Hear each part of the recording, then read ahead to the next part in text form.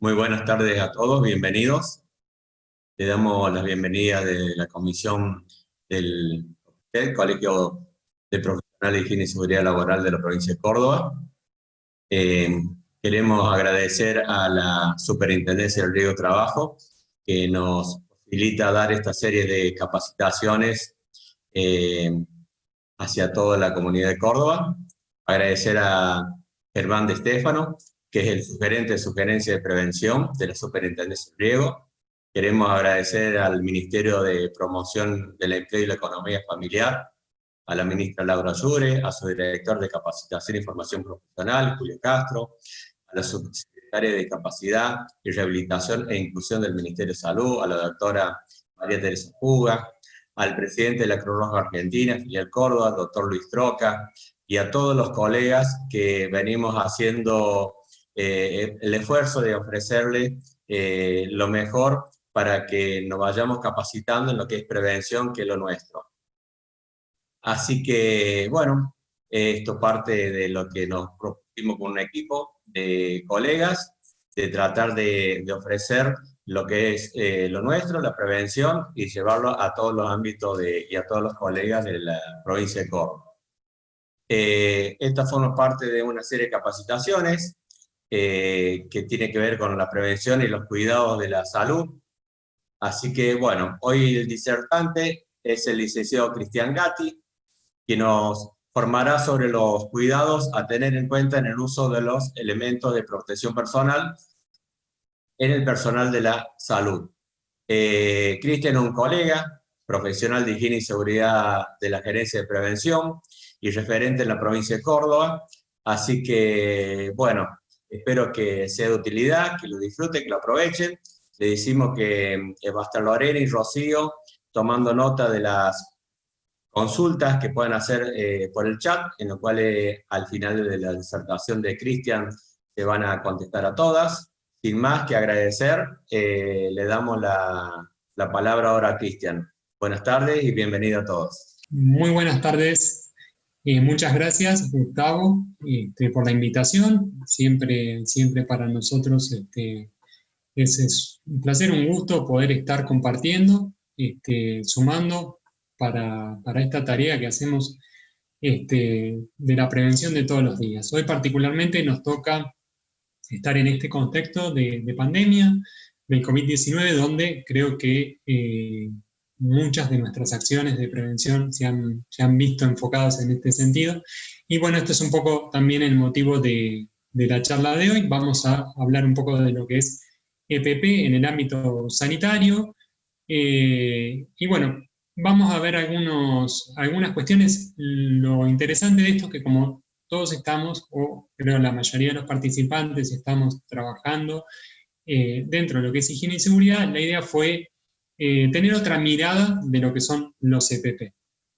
Así que por ahí viene una presentación que vamos a hacer, una presentación donde vamos a hablar un poco de las generalidades, de algo, vamos a partir de algo muy básico, como por ejemplo preguntarnos qué es un EPP o qué lugar ocupa en la gestión, y de ahí vamos a ir llevando un poquito entre lo que dice la legislación de higiene y seguridad, lo que ha recomendado el Ministerio de Salud y demás, y vamos a ver cómo le podemos dar otra mirada. Todo lo que sean consultas, dudas y demás, trataré de responderlas todas, todo lo que pueda, lo que esté a mi alcance, y al final de la charla, de la primera presentación, que durará unos 60 minutos aproximadamente, ahí hacemos el espacio y bueno, todas las dudas, consultas en las que pueda ayudarles, desde ya trataremos de responder. Así que bueno, si les parece vamos a dar comienzo con la presentación. Cualquier cosa, si se llega a cortar, si no se escucha bien, enseguida nos avisan. Ahí estamos. Bueno, un segundito, acá, ahora sí. Lo primero que vamos a preguntarnos es ¿qué es un EPP? ¿No? O un elemento de protección personal. Definimos un elemento de protección personal como un elemento de uso personal e individual. Primera característica, ¿no? Es algo, un elemento que es individual. y que además tiene una característica principal, que es formar una barrera física entre un agente de riesgo y la persona, o un trabajador. Entonces, tenemos dos cuestiones quizás sencillas de la definición. Ya partimos desde acá. Primero, un elemento de uso personal e individual, y segundo, tiene que ser una barrera física efectiva contra un agente de riesgo. En este caso, como estábamos charlando, va a ser el virus. Este virus que puede estar alojado en superficies o, como se ha demostrado últimamente, también presente en el aire. Y después vamos a tratar de tocar, aunque sea un poquitito también este aspecto. Pero la idea de todo elemento de protección personal es la misma, ¿no? Es colocar una barrera entre el agente de riesgo y la persona. Es decir, una barrera entre un agente que va a impedir que ese agente me esté llegando de alguna manera, que me esté impactando, o que pueda, por ejemplo, ingresar al organismo en el caso de una protección respiratoria y una protección ocular. Bien, segunda pregunta, y creo que esta ya es de las más interesantes, sobre todo pensando en cómo gestionamos. ¿Qué lugar ocupan los EPP o los elementos de protección personal en la gestión de prevención?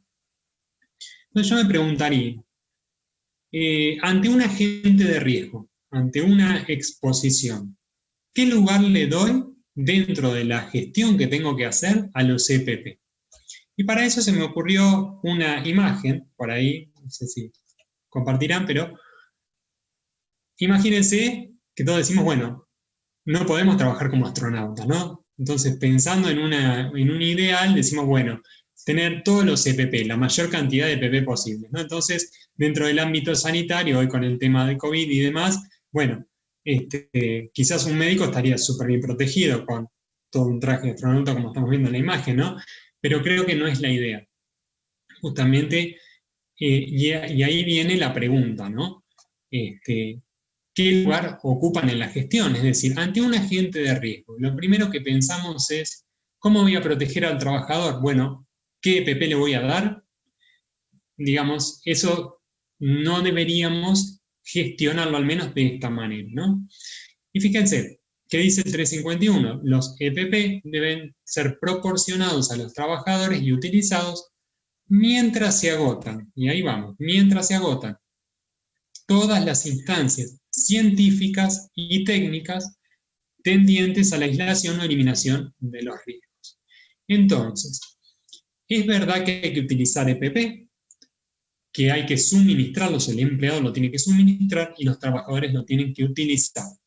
Ahora, esto no es la primera medida que debemos tomar desde la gestión de la prevención, no es la primera medida que tenemos que pensar. En tal caso, el EPP es una herramienta más.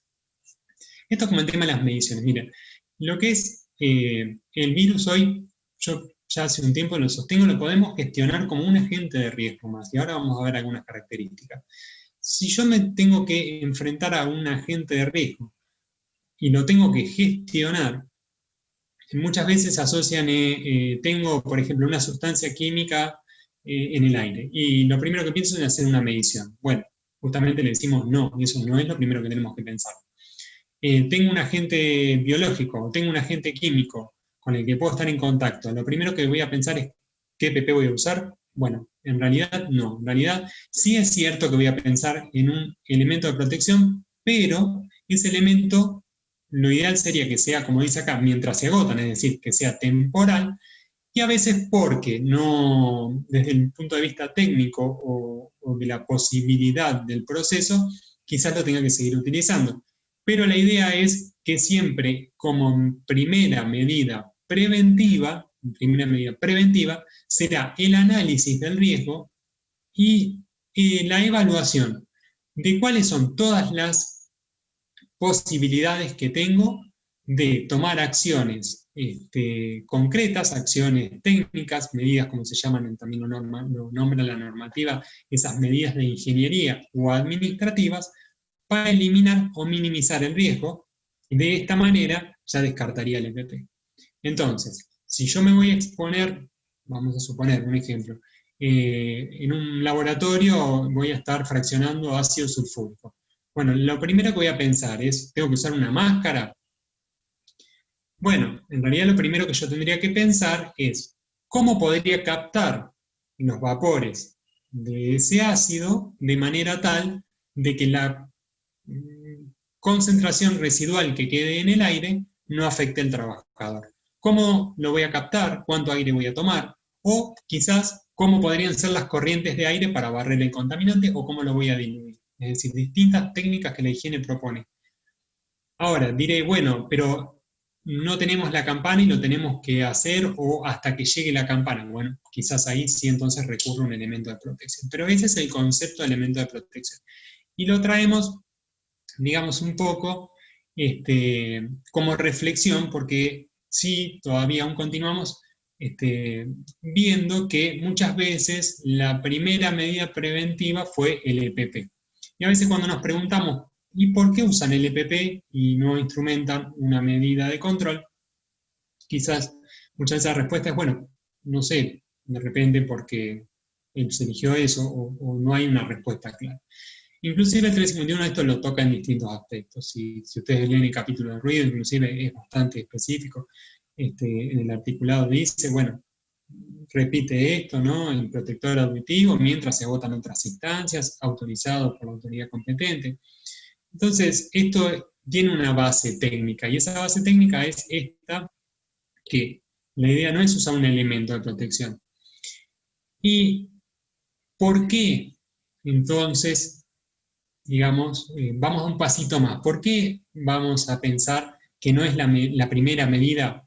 Porque la efectividad de un elemento de protección personal es muy particular. ¿Qué les quiero decir con esto? Y ahora, sobre el final de esta presentación, vamos a charlar sobre unas normas que hay. Por lo menos unas normas de los EPP vinculados a este tema de COVID que estamos utilizando más frecuentemente hoy día. Pero, digamos, ¿por qué? Porque la eficacia del elemento de protección tiene mucho que ver con la forma de uso. Supongamos, sería ideal que yo utilice, no sé, un respirador N95 en una alta concentración de material particulado. Pero fíjense, si yo me pongo un protector respiratorio con la barba, no me va a ser eficiente. Si yo uso cofia y me pongo un protector de copa, un protector auditivo de copa, también va a perder eficacia. Y así podemos nombrar un montón de situaciones. Entonces, el elemento de protección, por un lado, tiene que ser utilizado, que a veces no es utilizado. Por otro lado, la eficacia depende de la forma de uso. Asociado a eso el mantenimiento, la higiene, los costos de reposición. Bueno, hay un montón de cuestiones que evaluar a la hora de elegir un EPP.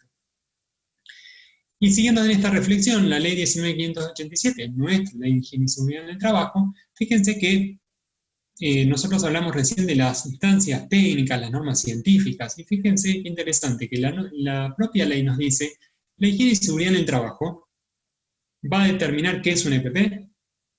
No, dice, la higiene y seguridad en el trabajo comprenderá las normas técnicas y medidas sanitarias y medidas precautorias de tutela o cualquier otra índole que tenga por objeto proteger la vida, reducir los riesgos, eliminarlos, desarrollar una actitud positiva de prevención, etcétera, etcétera.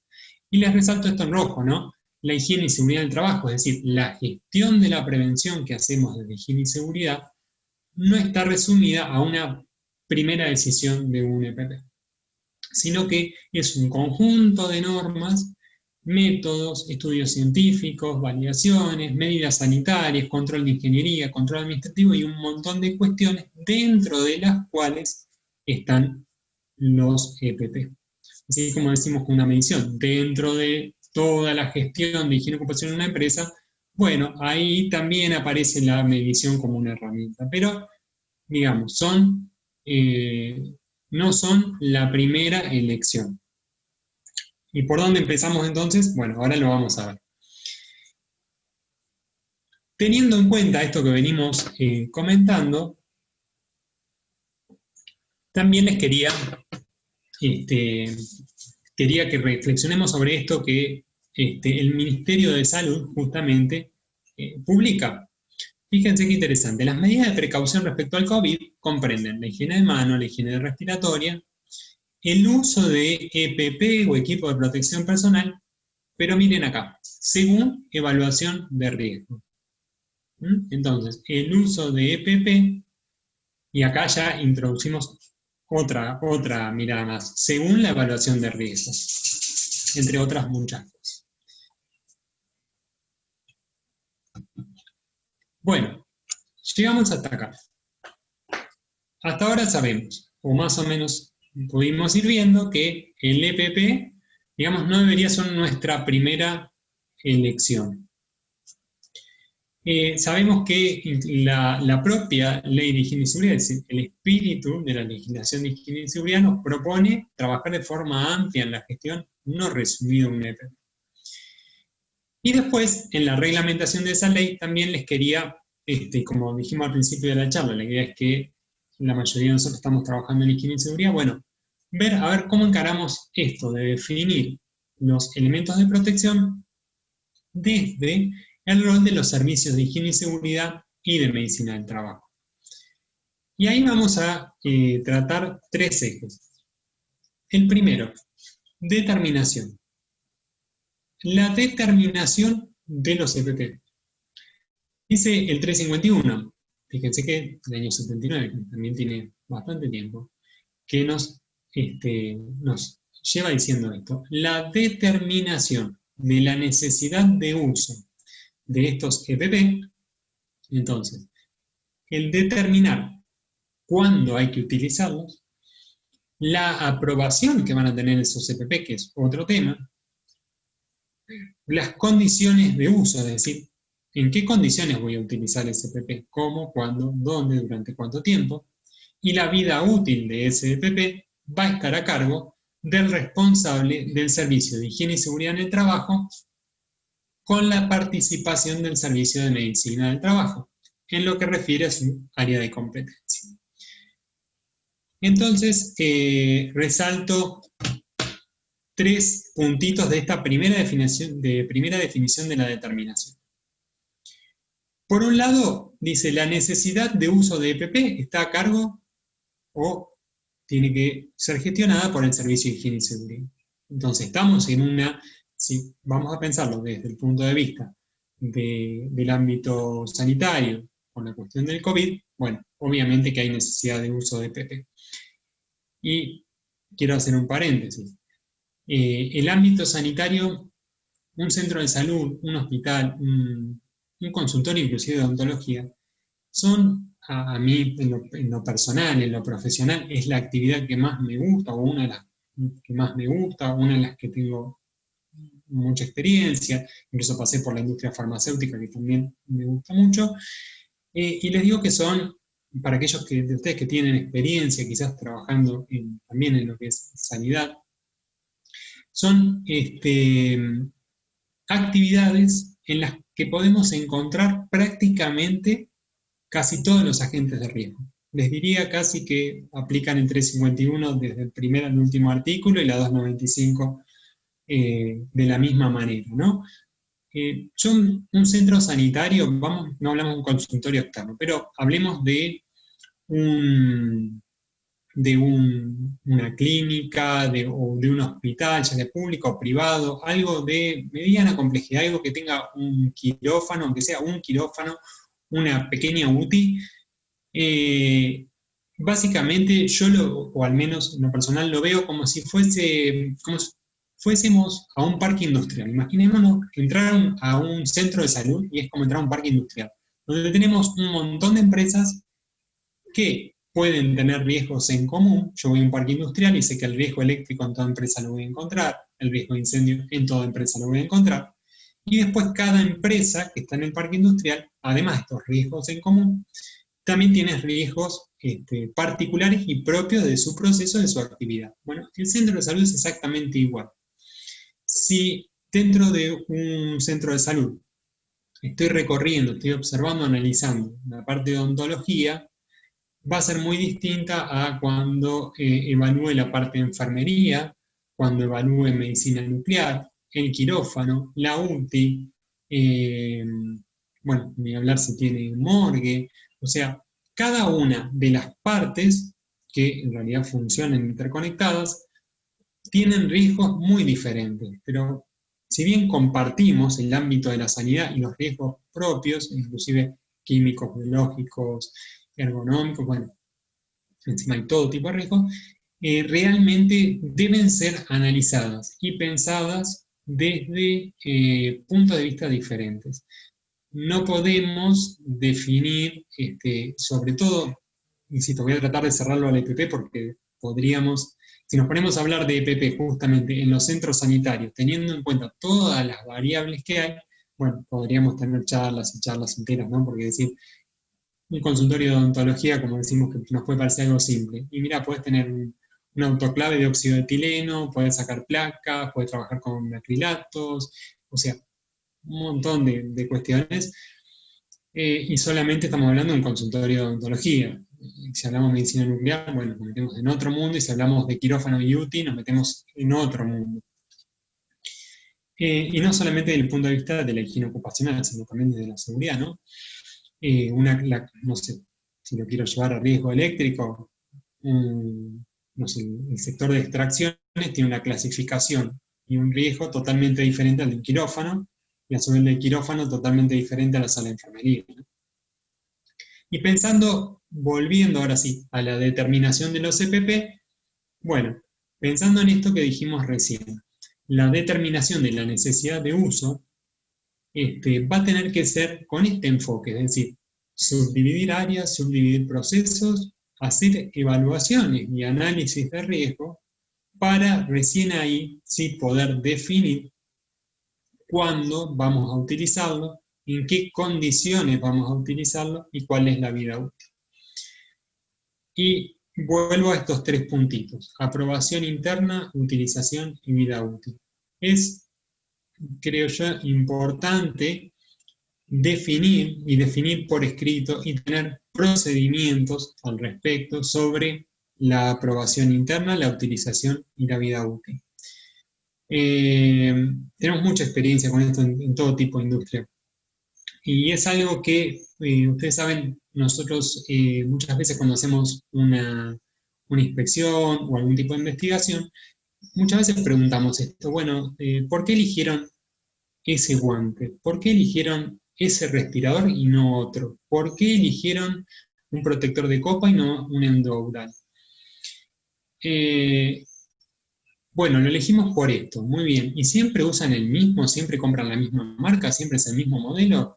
Y a veces en la recorrida vemos que hay 2 o 3 elementos de diferentes marcas. Y todos tienen el mismo grado de protección. ¿Quién aprueba esa compra? ¿Quién define los requisitos para la compra? Bueno, todo eso tiene que ver con la aprobación interna. Puede parecernos algo quizás abstracto, pero ahora vamos a ver un poquito más adelante. No es lo mismo decir o recomendar el uso de guantes. Entonces el área de compras evaluará: ¿compro guantes de látex o compro guantes de nitrilo? Y el de látex es más económico y me inclino por lo más económico. Claro está, porque quizás quien hace la compra no está, no está dentro de lo que es higiene y seguridad, pero quizás ¿es conveniente usar guantes de látex o preferimos usar nitrilo? Ahora lo vamos a charlar. Pero eso tiene que ver con definir un procedimiento, y que ya desde el inicio, una vez que yo definí qué tipo de EPP, cuáles son las condiciones de uso, qué es lo que necesito, bueno, necesito un procedimiento de aprobación interna. Estos son los elementos que vamos a usar. Es este guante de esta marca, de este modelo, o por lo menos este guante que cumple con esta norma. Utilización, otro punto sumamente importante.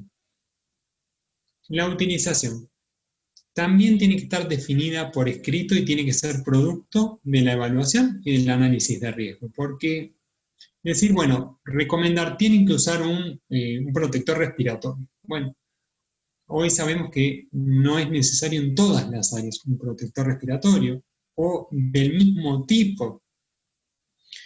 ¿Y durante cuánto tiempo lo tengo que usar? ¿Y cómo lo voy a usar? ¿Y cuándo lo voy a usar? Dentro de condiciones de utilización, inclusive algo que es muy importante, y no solamente ahora que gracias a esto también se ha puesto de manifiesto y se ha empezado a transmitir mucho esto de la importancia que tiene de cómo coloco y cómo retiro y cuál es el orden de retirada del EPP. bueno, esto también está dentro de la utilización. Tengo que usar un protector facial junto con un protector respiratorio o un barbijo o un tapaboca. Una protección ocular, guantes o una protección del cuerpo. Bueno, ¿qué me saco primero? Arranco por donde yo quiero, primero me retiro el protector facial, primero me saco el barbijo por abajo y después me saco los anteojos, los guantes a lo último. Bueno, esto es muy importante porque puede haber contaminación cruzada. Lo decimos con riesgo biológico, pero lo llevamos a la industria y es algo que vivimos prácticamente todos los días en la industria. O sea, alguien, no sé, está trabajando en una molienda con sílice y no te puedes retirar tu protector respiratorio antes que la ropa, porque te puede contaminar, o puede haber una contaminación cruzada si hablamos de riesgo biológico. Todo esto engloba condiciones de utilización. Si van teniendo algunas consultas, dudas, por favor, si voy muy rápido, bueno, vayan tomando nota que las vemos ahora en fin, ¿no?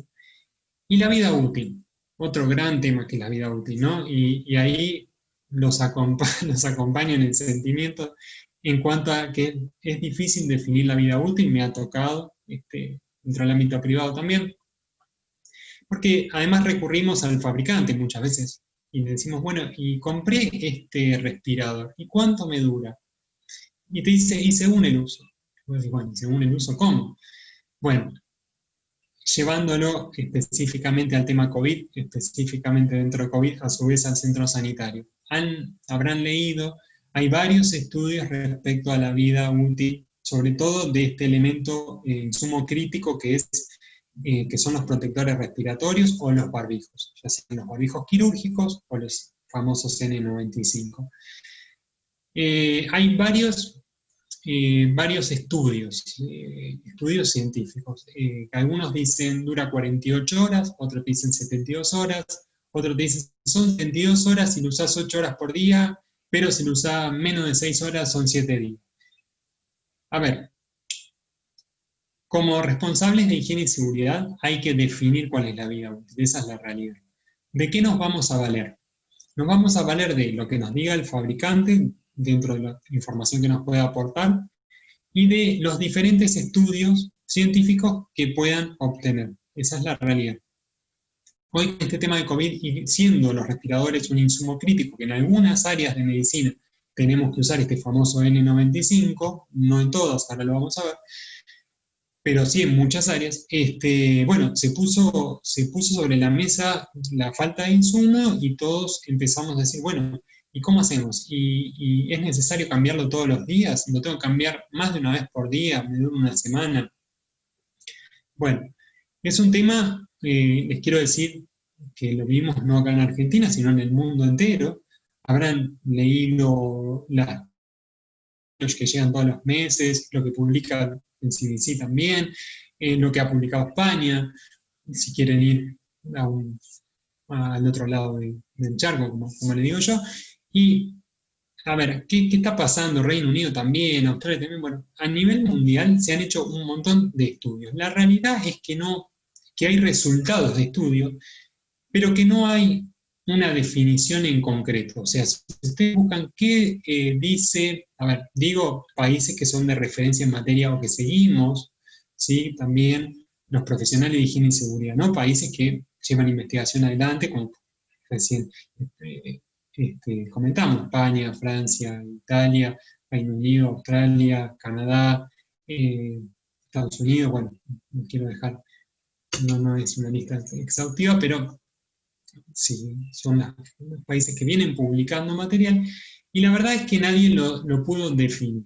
Y esto tiene que ver justamente con las características dinámicas que tiene, no solamente los estudios que van saliendo nuevos sobre el virus, que nos han hecho repensar nuestras estrategias de prevención en estos meses, varias veces, sino con esto que son estudios que varían entre marcas, entre fabricantes, entre las condiciones de uso, entre la cultura de cada región sobre el uso y el cuidado, que no es la misma en todas las regiones.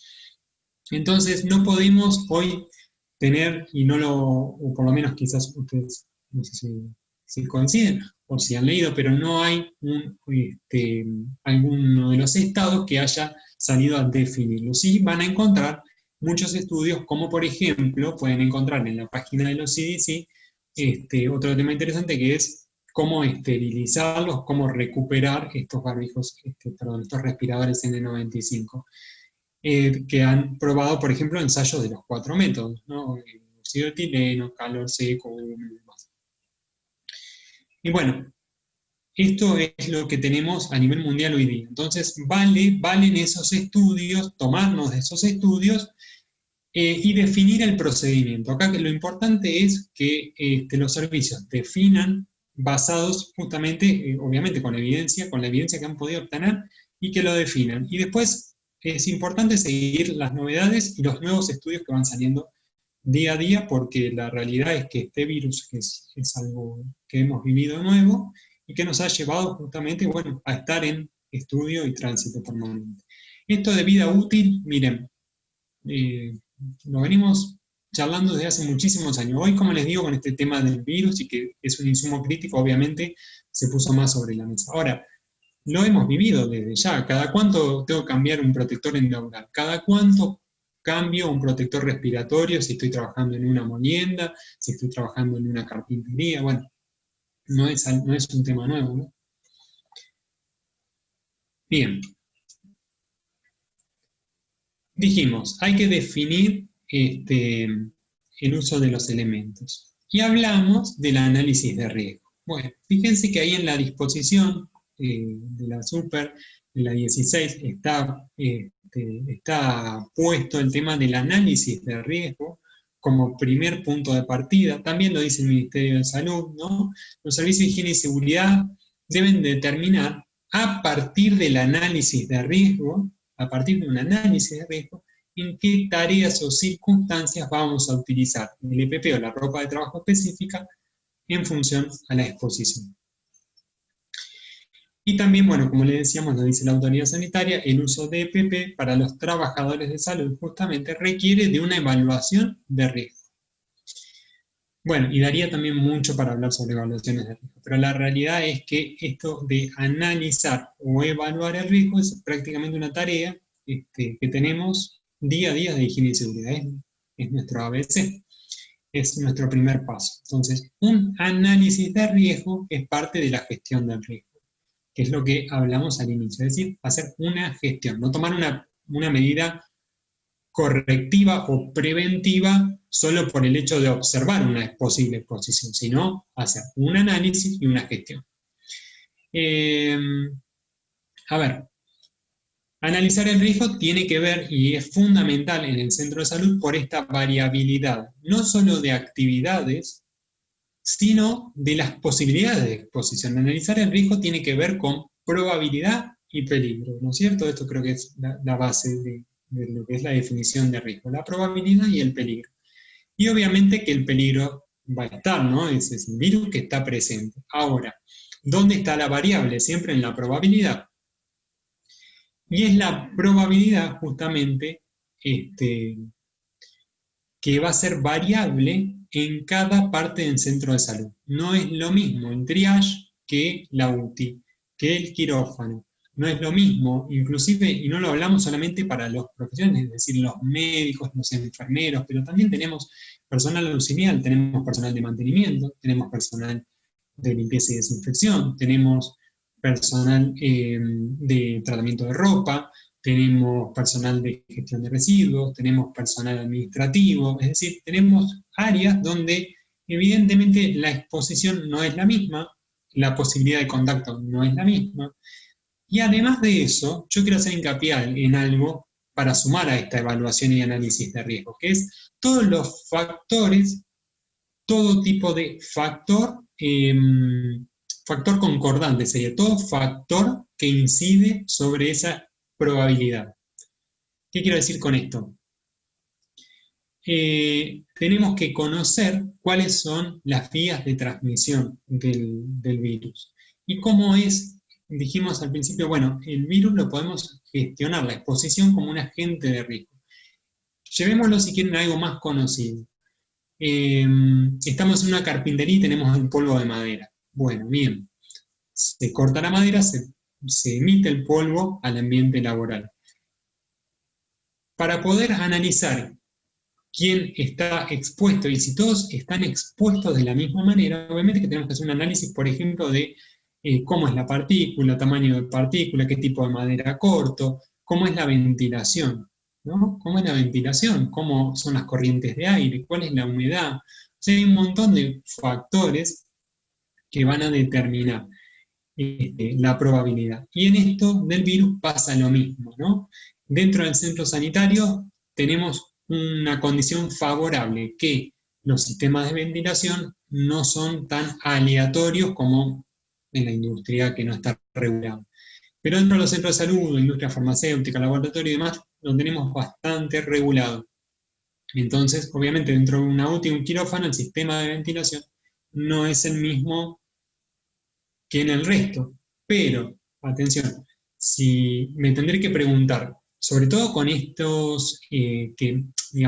situación de que en los centros de salud se han reacomodado, ustedes han visto, han escuchado, o quizás si han estado trabajando en contacto, han visto que las áreas se han reacomodado en los centros de salud. Áreas que no eran de tratamiento de COVID, ahora han pasado. Áreas que quizás eran de atención, pasaron a triage. Entonces, mi pregunta es, triage, ¿qué sistema de ventilación tiene? ¿A dónde va el aire? Y si llega, y si es un triage general, y o un triage, no sé, una primera recepción, por ejemplo, de un sector disopado, que antes era un consultorio general, ¿dónde va esa ventilación? ¿Qué pasa con esto? ¿No? Eso influye sobre la probabilidad. Y de ahí, bueno, tendré que sumar todos estos factores a mi análisis de riesgo, que en definitiva después son los que van a dar, o me van a determinar, digamos, qué tipo de elemento sí corresponde elemento de protección y qué elemento de protección. Hoy, en el ámbito sanitario, sabemos que el uso de barbijo quirúrgico es en casi todas las áreas de trabajo, el tapabocas ya es algo, digamos, pasa en lo que es un área administrativa sin contacto, siempre que evaluando, por ejemplo, el sistema de ventilación. Entonces hay que tener atención a todos este tipo de cuestiones.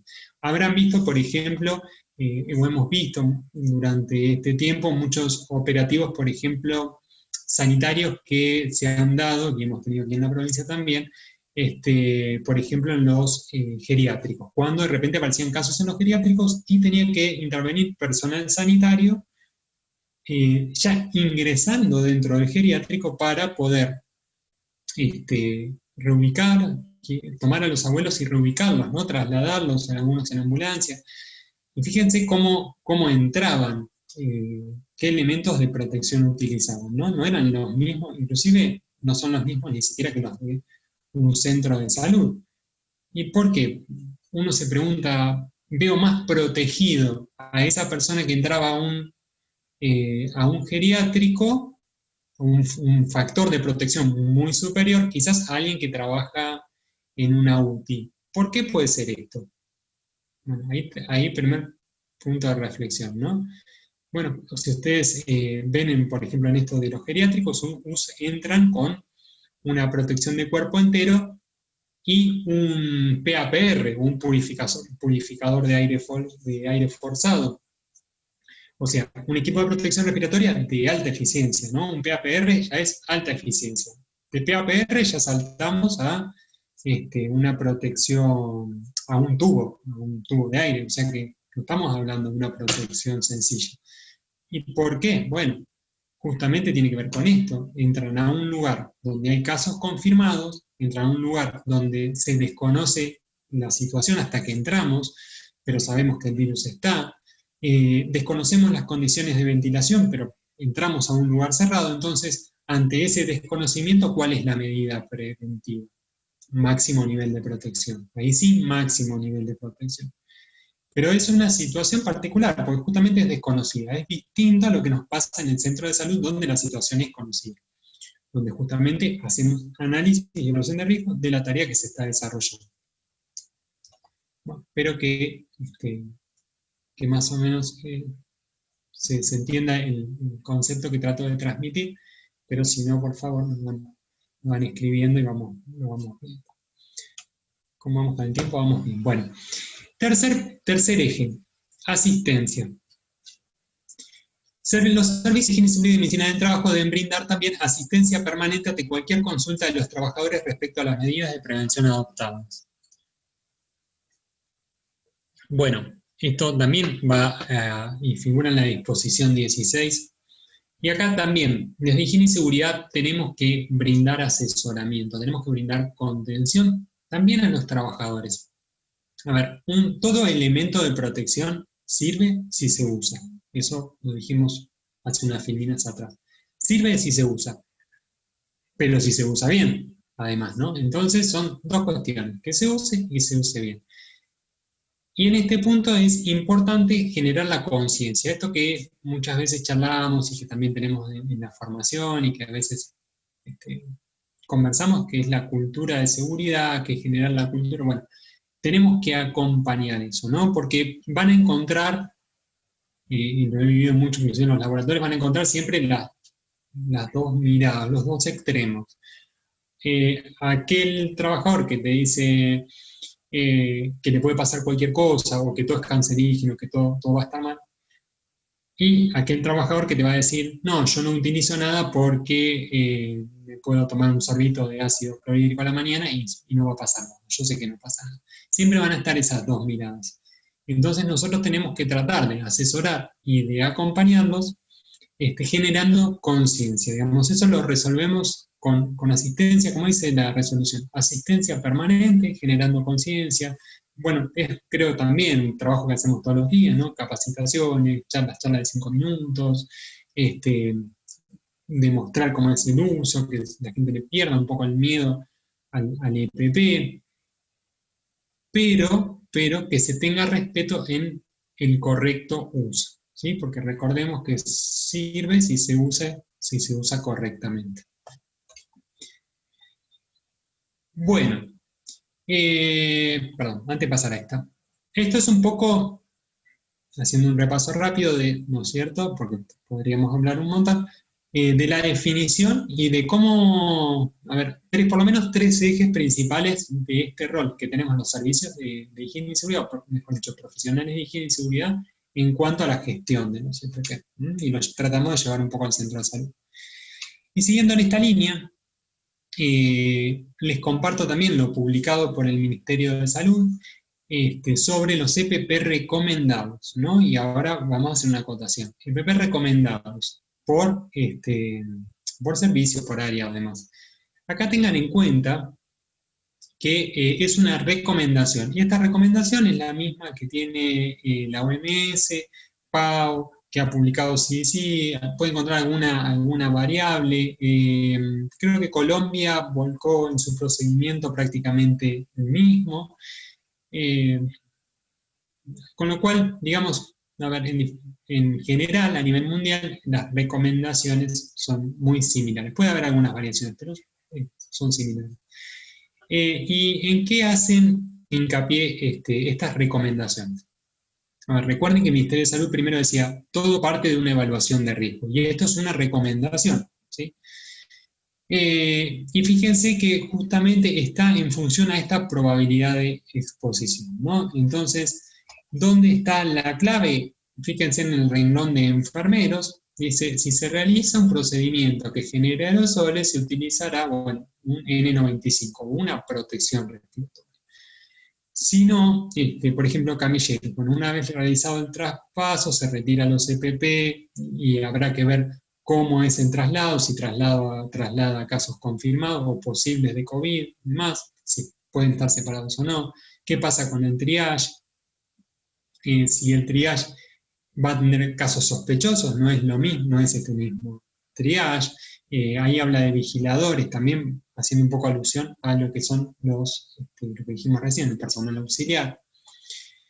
Y acá hay un punto que es prestarle atención, procedimientos que generen aerosoles, ¿no? En eso, bueno, ahora vamos a ver un poquito más.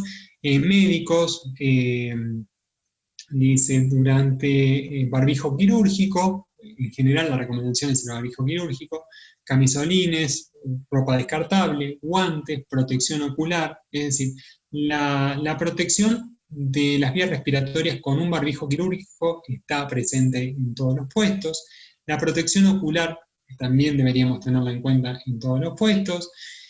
El uso de guantes según la tarea y lo mismo la protección de la ropa, ¿sí? Mientras más posibilidad de exposición, bueno, va a ir cambiando y ahora vamos a ver algo también al final. Y también hace la salvedad, si hay procedimientos específicos donde puede haber mayor exposición, o sea, más probabilidad de entrar en contacto por aerolización, por mayor cantidad de gotas emitidas, entonces ahí deberá utilizarse un N95, y ahí da algunos ejemplos, ¿sí?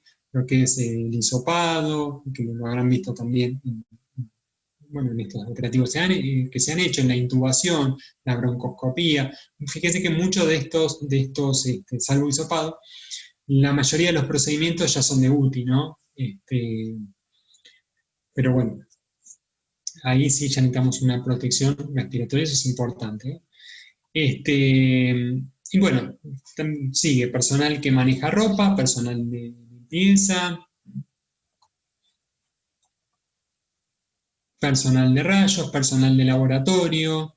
Entonces, acá hay un punto a tener en cuenta, ¿no? Fíjense, todos dicen barbijo quirúrgico, camisolín, guantes, protección ocular, o sea que esto es una recomendación, ¿sí? Pero tengan en cuenta esto, desde higiene y seguridad, lo primero, el primer paso es el análisis y la evaluación del riesgo. A partir de ahí podemos comparar con estas recomendaciones, que es decir, si ustedes más o menos lo chequean, van a ver que es siempre la protección ocular, el barbijo quirúrgico, y ahora vamos a hablar un poquito de barbijo quirúrgico, porque no son todos iguales, y el N95, complementando la parte respiratoria en ciertos procedimientos también, que es sumamente importante, y la protección del cuerpo, con lo que es ropa descartable, o en algunos casos ya una protección un poco más importante, como vamos a ver a continuación. Pero bueno, insisto, esto es una información que está publicada en la página del Ministerio de Salud, y que la van a encontrar si leen los procedimientos de los diferentes países, más o menos de esta misma manera. Ahora es importante que ustedes hagan esto de la evaluación y análisis de riesgo. Ese es el primer paso. Porque no todo, por más que acá diga personal de RX utilizan esto, bueno, usan a nivel general, pero si los rayos lo va a hacer un odontólogo, bueno, es un N95, no es un barbijo quirúrgico.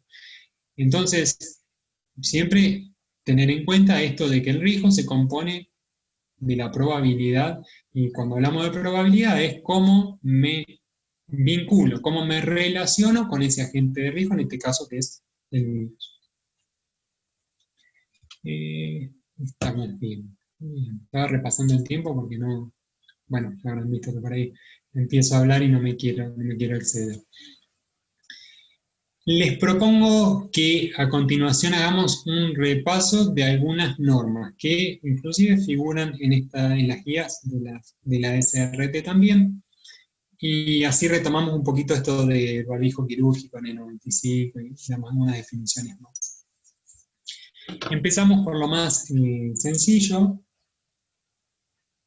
que es la protección ocular o la protección facial. Siempre vamos a hablar de elementos de protección y pensemos específicamente para el uso en ámbito sanitario, o sea, no es dentro del ámbito comercial, dentro del ámbito industrial, o sea, acá estamos hablando de ya específicamente del ámbito sanitario, donde sí es importante tener en cuenta, o digamos más importante tener en cuenta, que necesitamos que los elementos de protección, ¿sí?, puedan cumplir o puedan demostrar cumplir con alguna norma, ¿sí? Y tenemos normas, diferentes normas, para los diferentes elementos de protección. Acá, si hablamos de protección ocular y facial, bueno, las principales son la Europea 166, hay algunas de ANSI, y, a ver, por lo menos en lo personal, en lo que conozco en el mercado, lo que son protectores oculares o anteojos de seguridad, como lo llamamos comúnmente, la mayoría que están en el mercado cumple con las ANSI, y los protectores faciales, bueno, en el mercado había, ¿sí?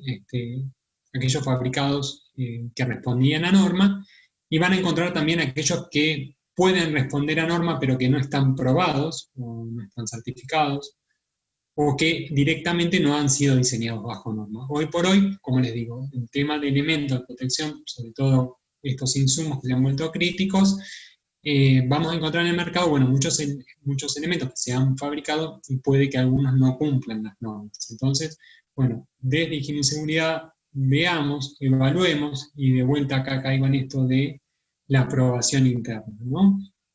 Porque también hay una realidad. ¿Qué pasa si no consigo, por más que yo quiera, qué pasa si no consigo el elemento bajo norma? Bueno, tenemos que ver qué nos dice la norma y qué elementos me están proponiendo comprar y comparar. Acá, por ejemplo, bueno, ustedes ven la protección facial tiene algunas características, ¿no? Como la regulación del arnés, el ajuste. Entonces, si de repente me traen un protector facial que tiene estas características, pero de repente no tiene un arnés ajustable, bueno, voy a ver cuál es la tarea que va a realizar. Una tarea de atención al público donde no tengo mucho movimiento en cuanto a la cabeza, quizá lo podré utilizar. Ahora es un enfermero, y probablemente no, porque si no lo ajusta bien se le va a terminar cayendo, lo va a querer agarrar, con la mano contaminada va a contaminar el EPP, se va a contaminar la cara y termina siendo peor. Bueno, esa es, ahí fíjense, se adjuntan las tres partes que vimos hace un ratito, ¿no? Condiciones de uso, aprobación, vida útil y demás. Bueno, seguimos y un punto crítico, o por lo menos de los que más hemos tenido consultas, que es la parte de protección respiratoria. En este punto quiero partir de una definición que es la siguiente, ¿no? Una cosa es un protector respiratorio que también llamamos respirador. Otra cosa es un barbijo quirúrgico o mascarilla quirúrgica, y otra cosa es un barbijo común o un tapabocas. Entonces tenemos que verlo como tres clasificaciones que son, digamos, excluyentes entre sí, porque son totalmente diferentes, y que las tres pueden utilizarse, siempre que vamos a definir cuándo utilizar cada uno. Entonces, hoy se ha puesto, bueno, mucha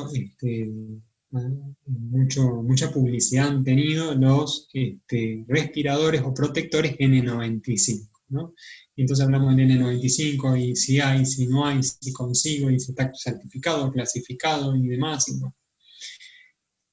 La realidad es que sí, es verdad, este insumo es un insumo crítico que a nivel mundial, digamos, es complicado, que muchos estados han recomendado justamente que el N95 sea utilizado por personal sanitario, por todo esto que estuvimos charlando recién. Con lo cual es importante en el centro de salud tener esto presente.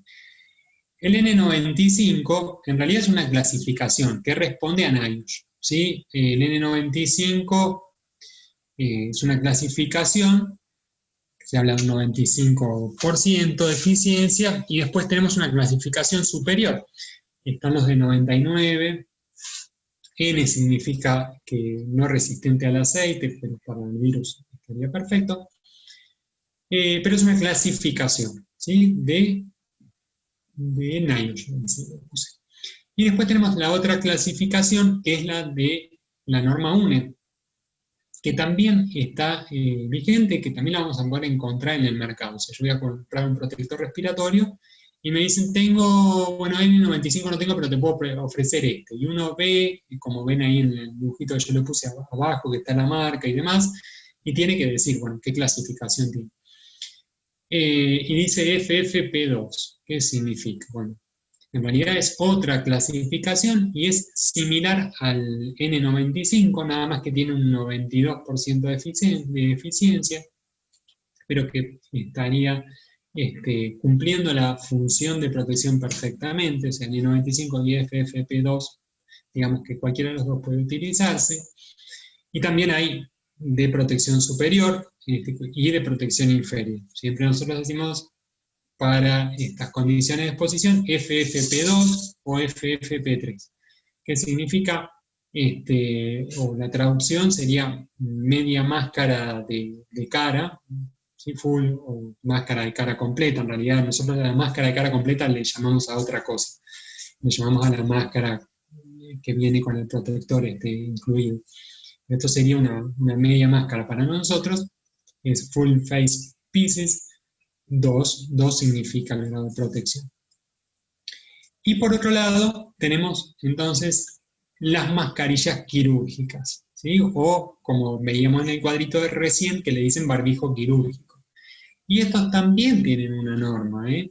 También hay una norma que es la UNE 14683, o ASTM la 2100, que son, digamos, los fabricantes la usan como equivalentes, pero algunos fabricantes publicitan que lo hacen bajo ASTM y otros bajo norma UNE. A ver, dentro de esto, lo que tenemos que tener en cuenta es que a su vez se divide en dos. Van a encontrar categoría 1 y categoría 2. Por eso yo en este caso, lo que les indico es que, asociado a la evaluación de riesgos, tengan en cuenta esta clasificación, porque algunos son efectivos contra salpicaduras de fluidos y otros no. Entonces, lo que tendré que determinar, por ejemplo, si sigo las recomendaciones del cuadrito del Ministerio de Salud, dice barbijo quirúrgico. Ahora, me tendré que preguntar, ¿el barbijo quirúrgico será clasificación 1 o clasificación 2? Bueno, ¿necesitaré que resista salpicadura de fluidos o no necesitaré?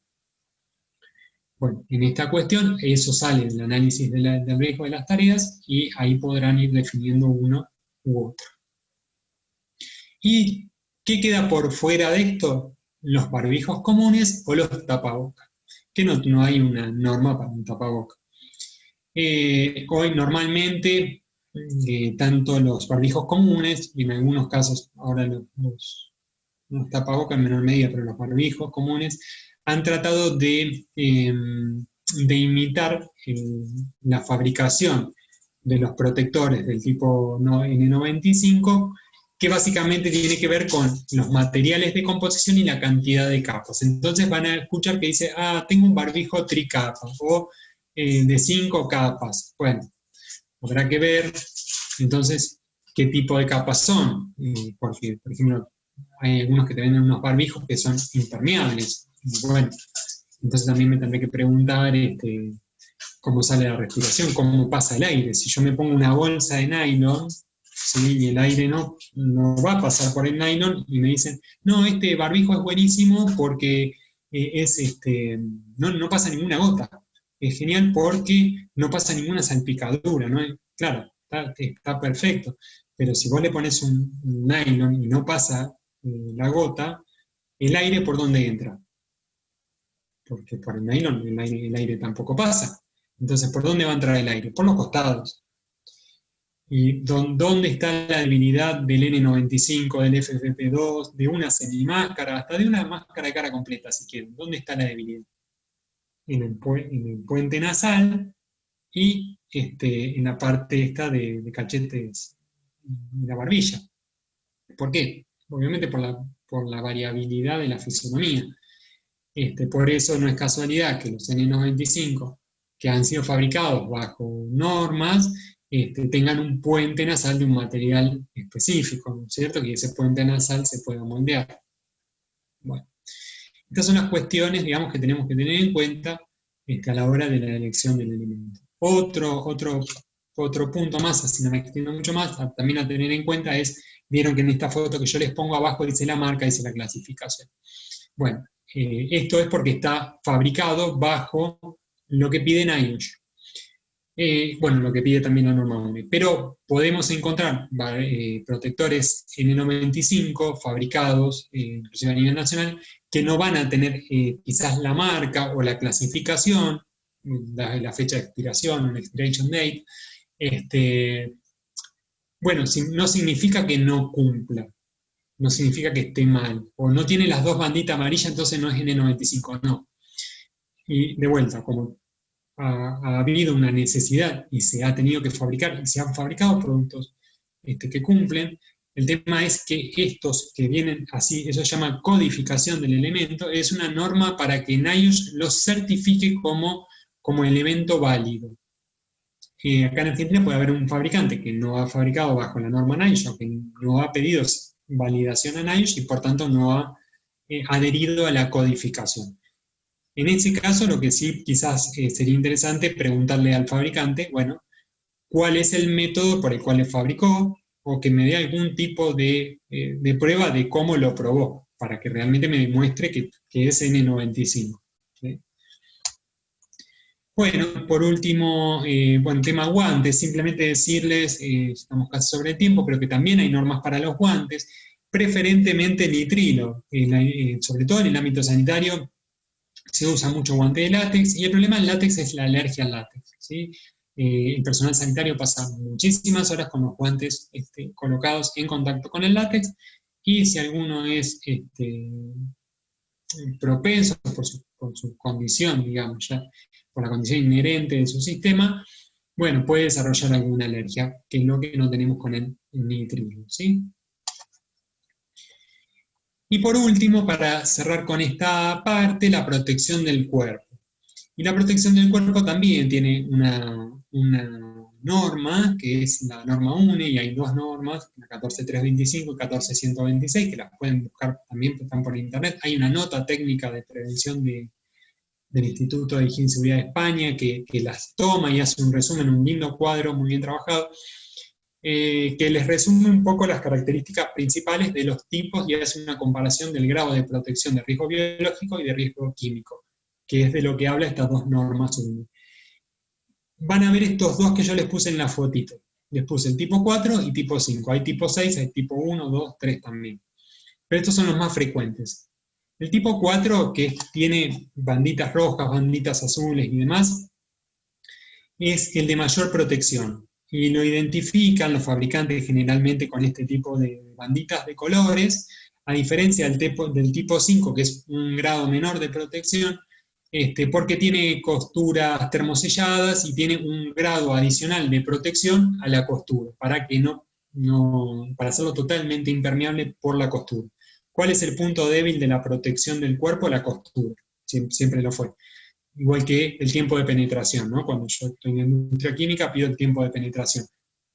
Me fijo si va a ser por salpicadura, por inmersión o demás. Bueno, si hablamos de biológico pasaría lo mismo. Acá no tenemos no me importa tanto si es por salpicadura o por inmersión, porque no tengo un ataque químico, tengo un ataque biológico.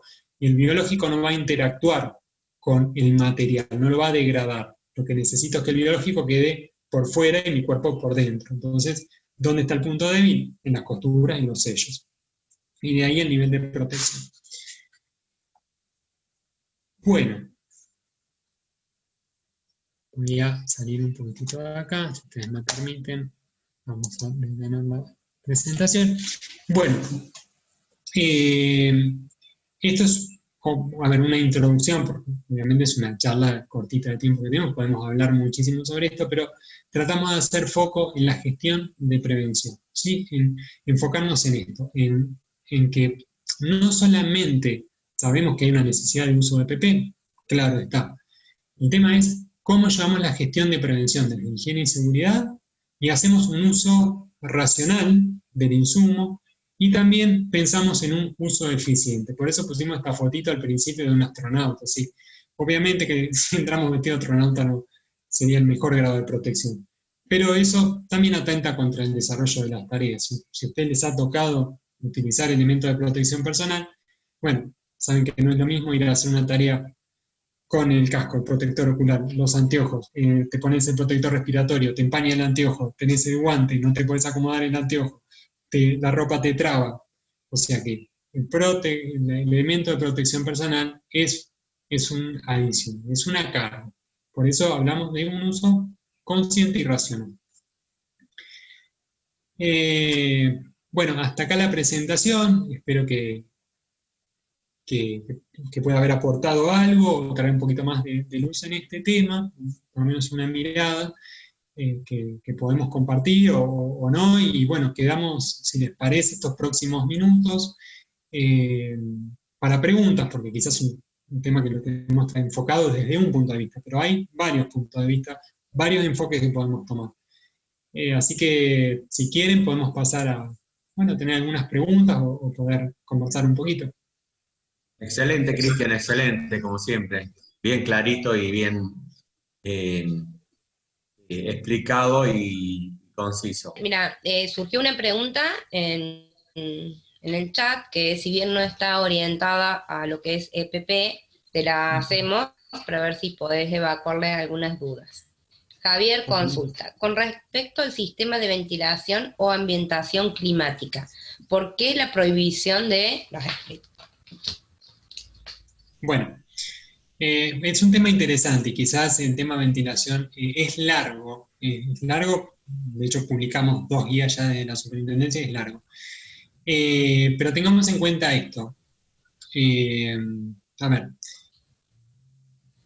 al principio, si ustedes, nosotros seguimos obviamente las publicaciones científicas de diferentes partes del mundo, de los organismos reconocidos en la materia, y para, por ejemplo, armar las guías de la SRT, donde en la guía, digamos, no es que lo prohibimos, sino que recomendamos el uso o no uso, o un uso consciente, con medidas de seguridad específicamente, y van a ver, y ahí sería bueno leer lo que ha publicado la RAE, la Asociación Europea de Ventilación, la italiana, la de España,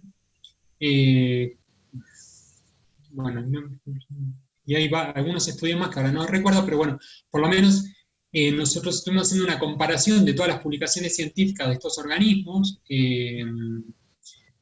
y todos han trabajado y han concluido similar.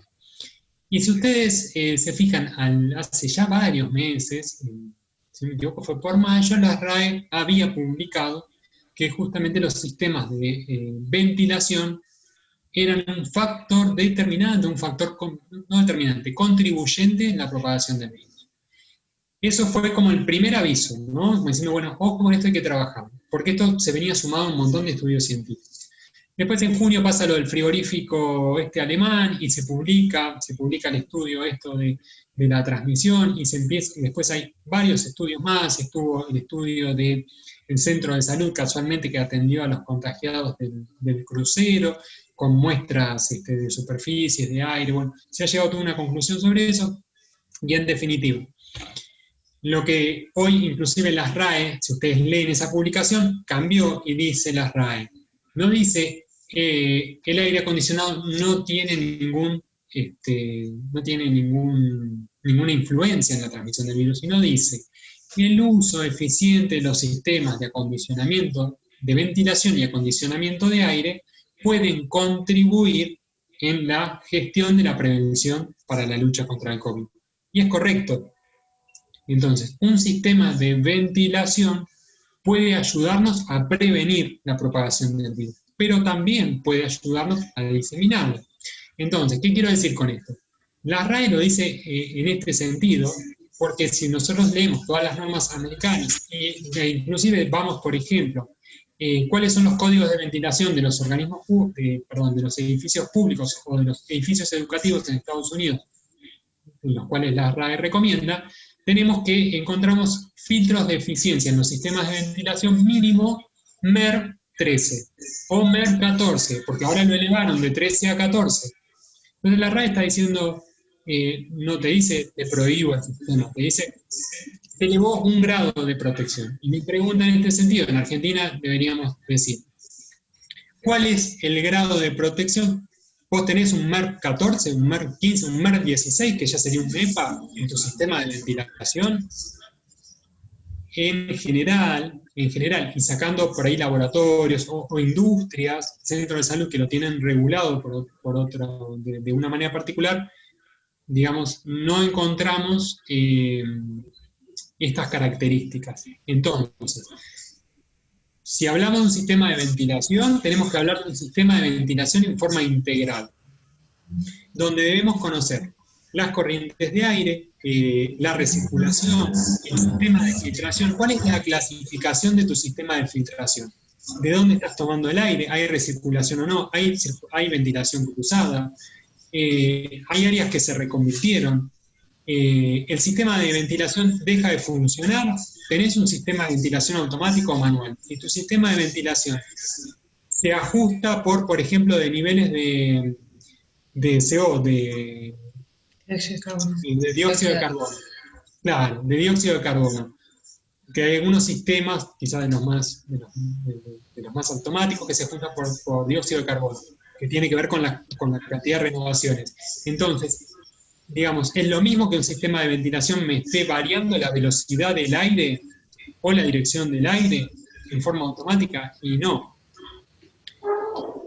Es lo mismo que este sistema de ventilación se detenga o no, como dicen las RAE, bueno, el sistema de ventilación automático no debería variar por sistemas de dióxido, y además no debería detenerse, sino que tener un sistema de disminución fuera del horario laboral y 2 horas antes volver a su etapa normal. ¿Y qué pasa con los fines de semana? Bueno, hay que gestionarlo. El sistema de ventilación se gestiona. Eso si hablamos de un sistema de ventilación. Ahora, también podríamos hablar de los sistemas, o mejor dicho, de los aire acondicionados split. No sé si quizás venga más por ese lado, porque la prohibición fue sobre los aires acondicionados split. Y en este sentido, si ustedes ven en la guía, nosotros colocamos que recomendábamos justamente que no se utilicen, o pusimos, si se utilizan por cuestiones de proceso climáticas, en el ámbito laboral vamos a tener en cuenta algunas cuestiones. Y enfocamos lo mismo que ASRAE plantea para los sistemas de ventilación. En el ámbito laboral estamos hablando, Lo planteamos de la misma manera. Ese aire split que tenga que el aire, la corriente de aire sea fija, que si está usado en ventilación el aire se dirija hacia abajo, si está en calefacción hacia arriba, para no generar corrientes de aire ascendentes, por ejemplo, que en un ambiente cerrado me puedan mantener esos aerosoles, como hablamos ahora, esas partículas tan chiquititas, me las puedan mantener, o me puede hacer que una corriente de aire que yo la inyecto hacia abajo, después esa misma corriente de aire, obviamente que por su circulación natural va a tender a subir. Entonces me va a mantener un movimiento de mayor suspensión en el aire. Entonces, que ese aire split no dé en forma directa si hay varios trabajadores puestos en línea, porque está arrastrando la corriente de aire de un trabajador a otro. Entonces, si eso sucede y hay que usar el aire, bueno, repensemos nuestras medidas, o sea, o pongamos una cortina, o pongamos un acrílico, o pongamos un direccionador al aire. Lo mismo si es tipo cassette, que normalmente los cassettes no vienen con direccionadores de aire, bueno, se le puede agregar. De vuelta, hay que hacer una gestión en el uso, que no ponerlo en automático, fijar la velocidad de aire mínimo, fijar la temperatura, desinfectar los filtros aun cuando sabemos que no va a filtrar ese tamaño de partícula, un split, un filtro grande, pero sí que se acumulan partículas y que eso en definitiva puede ayudar en la propagación. Entonces desinfectarlos, limpiarlos. Bueno, después sobre la prohibición sí entiendo que hay una norma relacionada a un protocolo específicamente en la actividad turística que si no me equivoco, ha salido desde la provincia de Buenos Aires. Pero desde la superintendencia, bueno, pueden consultar las guías y les digo, es un tema que lo deberíamos tratar ampliamente, porque involucra a varios temas técnicos, no lo podemos hablar tan sueltos, ¿no? Bien, muchas gracias. Muy clara tu respuesta. Gracias, Cristian. Ro, ¿tenés una pregunta? Sí, Cristian, ¿cómo estás? Buenas tardes. Mira, pregunta Santiago, ¿podría repetir las normas implementadas de los guantes de nitrilo? Sí, cómo no. Guantes de nitrilo. Guantes de nitrilo. Sí, la EN 374, 455 y 420. Igualmente figuran en la disposición 16 de la superintendencia que reemplazó en la 5. En la 5 también ya habíamos puesto las normas como para que estén a disposición de todos, ¿no?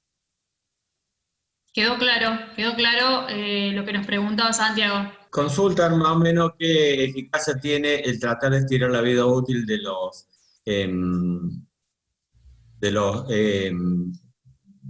¿cómo es?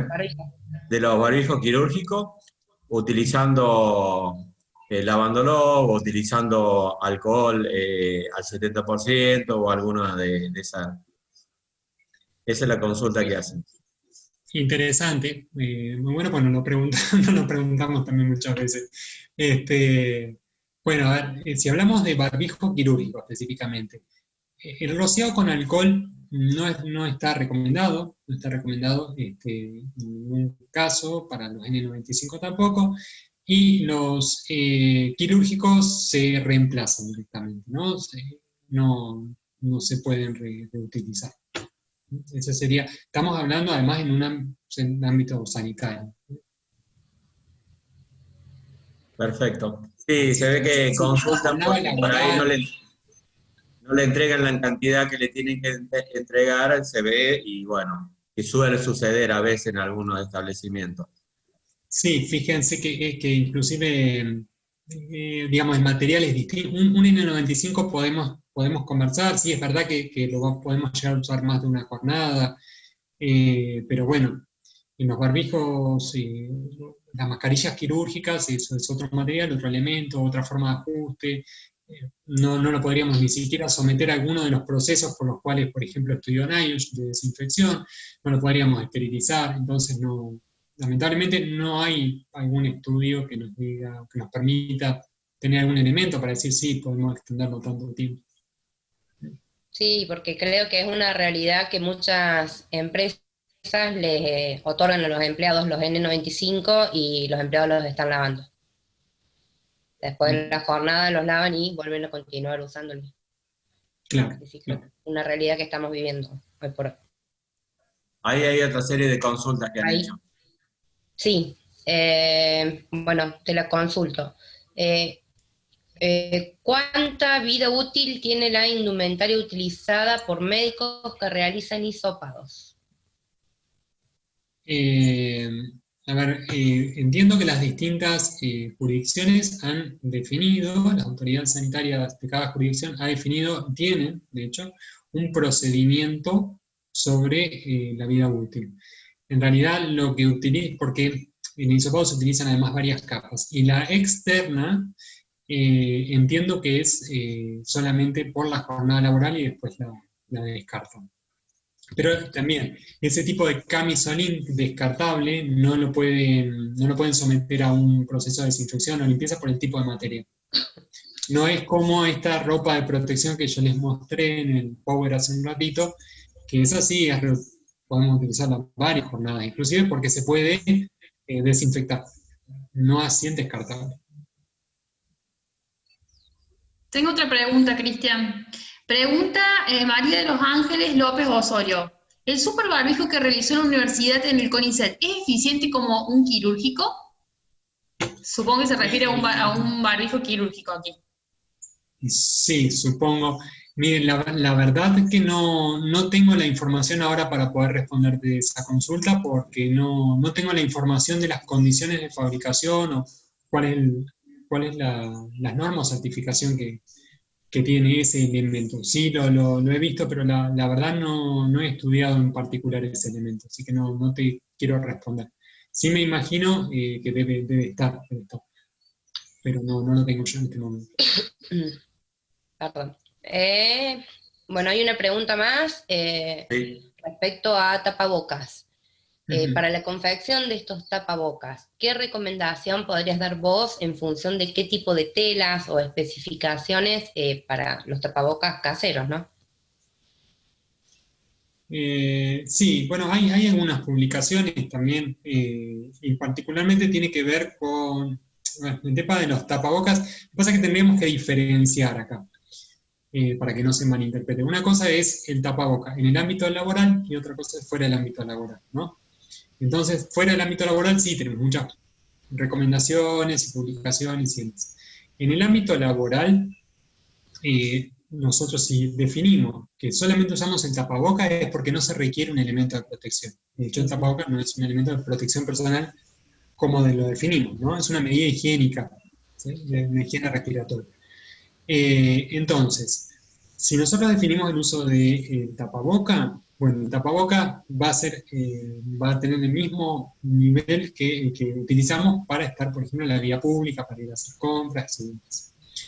Porque vamos a estar partiendo de que tenemos una ventilación adecuada, que tenemos una distancia, bueno, que seguimos todas las medidas precautorias. Entonces, tapabocas hay de distintos materiales, distintas confecciones, y la verdad que no les podría decir si hay uno o mejor que otro, porque hay algunos que lo hacen de tricapa, que hay diferentes capas, algunos son solo de algodón, y en realidad no está pensado para filtrar cierto tamaño de partícula o de tal eficiencia.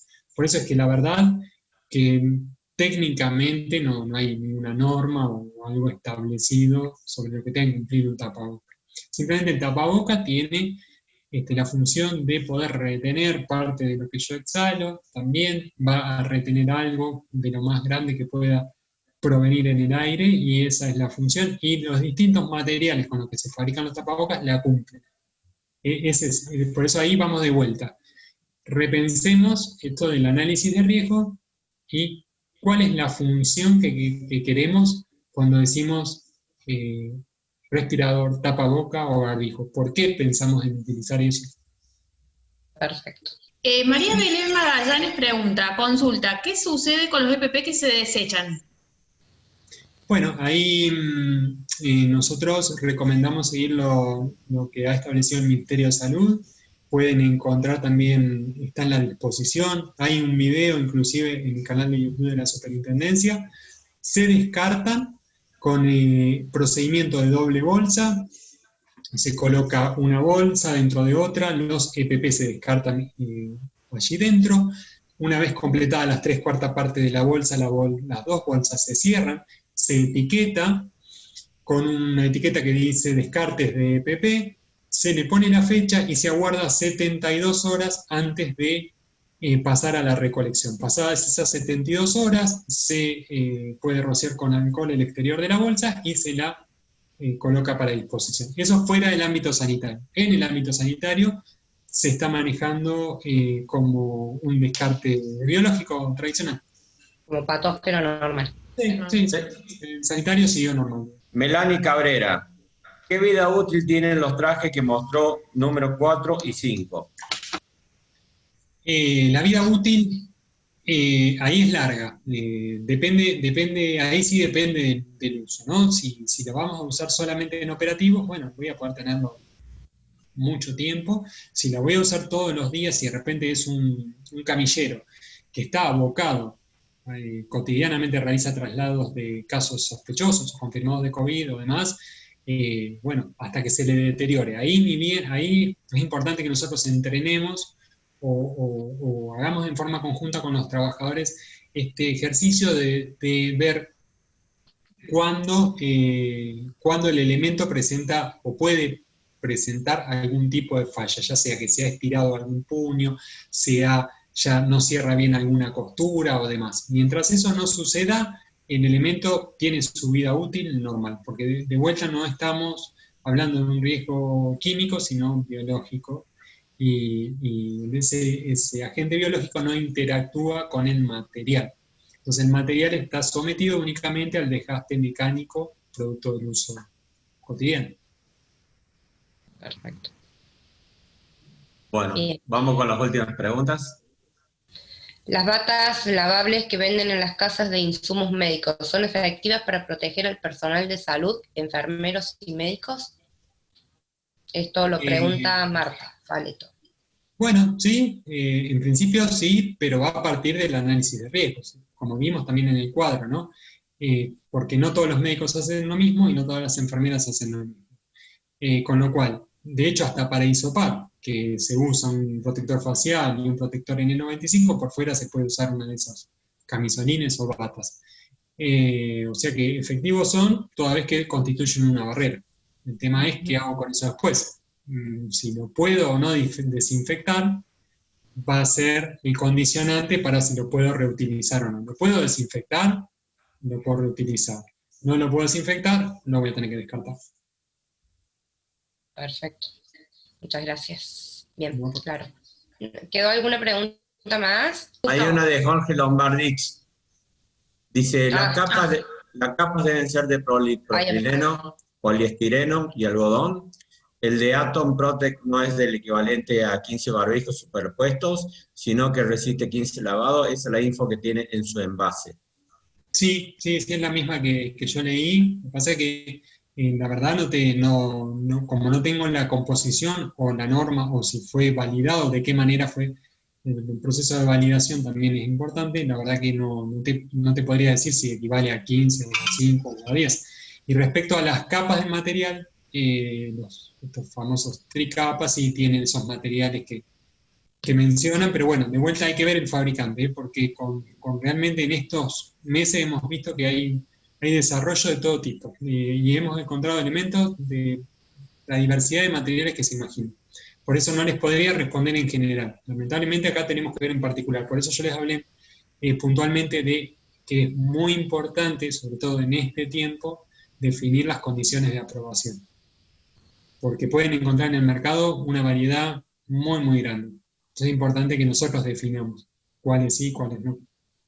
Y para qué casos uno y para qué casos otros, sin dudas, desde la evaluación del riesgo. Nos dejamos guiar por lo que encontramos en el mercado, mismo le digo porque nosotros, inclusive en la superintendencia, estamos adquiriendo alimentos de protección de este tipo, y la verdad que las ofertas son de composiciones muy, muy variadas. En ese caso nosotros definimos los parámetros. Bueno, hasta acá hemos llegado. Bien. Bueno. Muchísimas gracias. Así que bueno, ha sido un gusto compartir esta capacitación contigo y con todos los presentes. Así que bueno, desde el COPICET, el Colegio Profesional de Higiene y Seguridad Laboral de Córdoba, la comisión organizadora te agradece, y bueno, y esperemos seguir continuando con esta serie de capacitaciones con la superintendencia, que tenemos protocolo de ergonomía y cómo repercute la ergonomía en el teletrabajo, que es la próxima capacitación que tenemos con la super. Y después tenemos una capacitación espectacular de mediciones de ruido, iluminación, puesta a tierra, con el ingeniero Jolly, que es un capo también.